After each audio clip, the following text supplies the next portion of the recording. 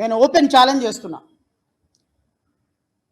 రఘురామకృష్ణంరాజు అని ఒక అచ్చోసిన ఆంబోతులాగా మాట్లాడుతున్నటువంటి వ్యక్తి ఇచ్చిన డబ్బులకో, ఉన్న అధికారానికో, లేకపోతే అదర్వైజ్ ఇష్యూస్తోనో మీరు ఈరోజు ఇచ్చినటువంటి పర్మిషన్స్ ఉన్నాయి చూశారు.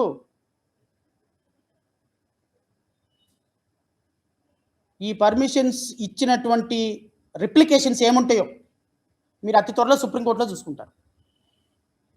మీరు సుప్రీంకోర్టులో మీరందరూ దోషులుగా నిలబడాలి. సుప్రీంకోర్టు జడ్జిమెంట్ ప్రకారం మీ అందరికీ ఉద్యోగాలు ఖచ్చితంగా ఓడగొట్టిస్తాం.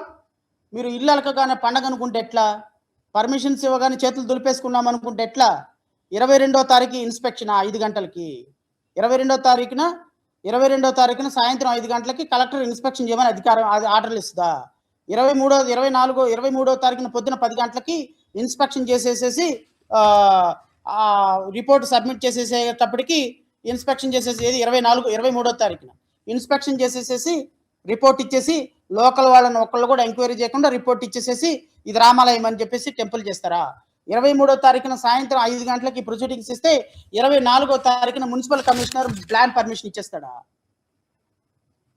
ఈ దేశ చరిత్రలో, ఆంధ్రప్రదేశ్ రాష్ట్ర చరిత్రలో ఈరోజు పెడితే బిల్డింగ్ ప్లాన్ రేపు ఉదయం 10 గంటలకు బిల్డింగ్ ప్లాన్ వచ్చినటువంటి కేసు ఒక్క కేసు చూపించండి.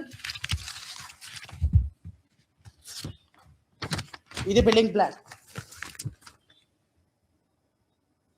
ఇది బిల్డింగ్ ప్లాన్.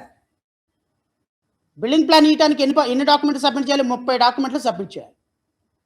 అసలు ప్రభుత్వ స్థలానికి బిల్డింగ్ ప్లాన్ ఇచ్చే అధికారం నీకెవడిచ్చాడు? ప్రభుత్వ స్థలానికి బిల్డింగ్ ప్లాన్ ఇవ్వచ్చా?